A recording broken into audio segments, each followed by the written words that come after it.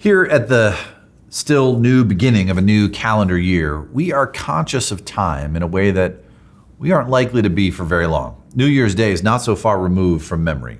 In fact, you may not have even put away your Christmas decorations yet.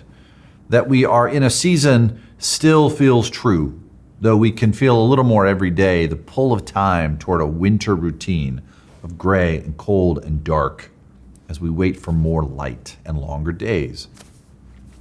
Personally, I can't wait for that routine every year. Don't get me wrong, I love a holiday season as much as anyone, but I feel a strong pull once the calendar has turned over to January to clear out all the signs of that special holiday time and to make space for a more day-to-day rhythm. I know the season of Christmas lasts to Epiphany, traditionally to January 6th. But most years, in my house, Christmas gets cut short in the name of getting back to normal. Drives my wife and my daughter nuts. I don't know if you can relate to this. Maybe you're different. Maybe you want to prolong holiday time as long as you can. Maybe yours is one of those windows that I pass on walks in early spring, still decorated with lights. It's fine, to each their own. Yet we're not on our own in how we keep this time, however we keep it, because if we're connected to the calendar of the church, we're keeping time with a tradition, with a community that stretches back centuries. There are variations in that calendar, of course, depending on which part of the church you find yourself in, but for many of us, the days we are now in, the time we will be in for weeks now, all the way to Ash Wednesday, is that time I mentioned a moment ago called Epiphany. Welcome once again to Rhythm and Word. I'm Rocky Suppinger. I'm one of the pastors at Fourth Presbyterian Church in Chicago, who is pleased to offer this brief weekly devotional experience to nurture and form faith for the days in which we find ourselves. And these are Epiphany days. Epiphany, according to the Presbyterian Book of Common Worship, means manifestation or revelation. The central narrative of Epiphany is one that you may have already packed away with your nativity set, the tale of the Magi from the east who followed the star to Bethlehem to find Mary and Joseph and the child sleeping in a manger. This story is the basis for some of the Epiphany traditions that you might be familiar with, like the king cake, that sweet round pastry with a plastic baby hidden inside of it, traditionally enjoyed on January 6th.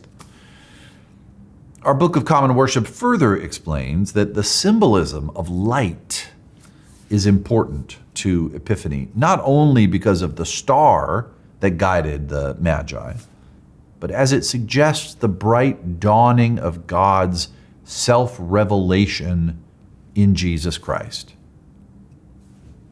It's a lot of big words, but our worship book makes a central point.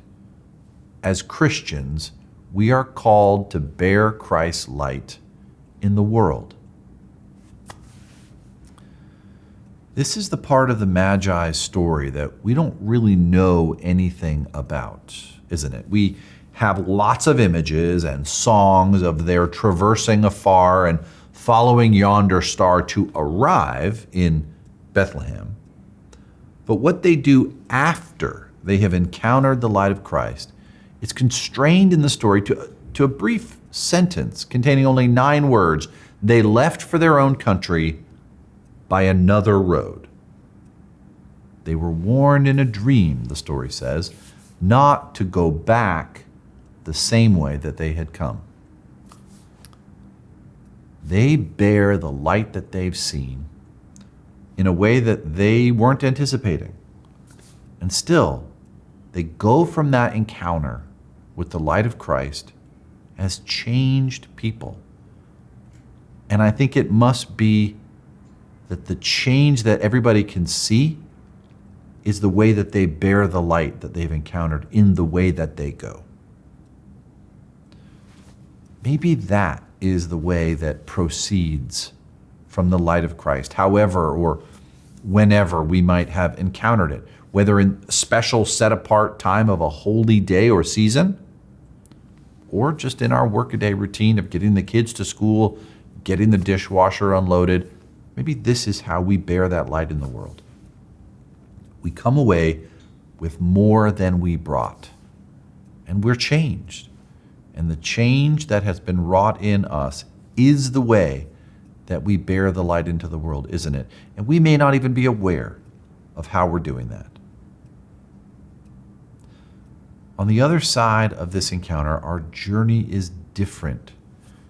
Even if our journey takes us back home, our way is different because we're different.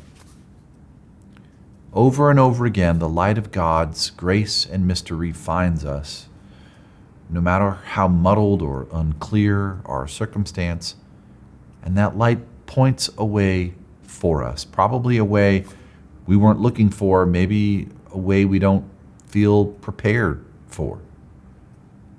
Yet we trust that Christ's light doesn't just stay there in the place where we saw it, in the moment we encountered it. Epiphany doesn't have to be a single day or even a single season of life. We trust that we were led here with whatever we had to offer, and we trust that we will be led from here by this light, even as we pack up the decorations and return to life as we know it. God truly will go with us to light our way, and our eyes will be open. Happy Epiphany. Go in peace.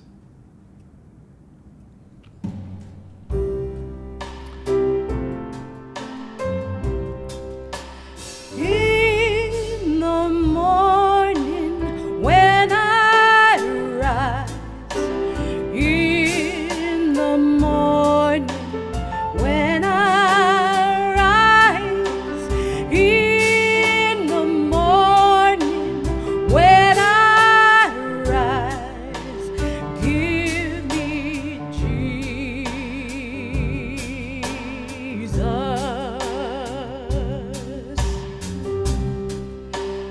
Give me Jesus.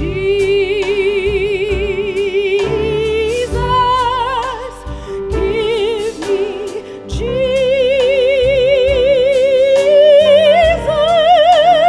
You can have all this world, but give me Jesus.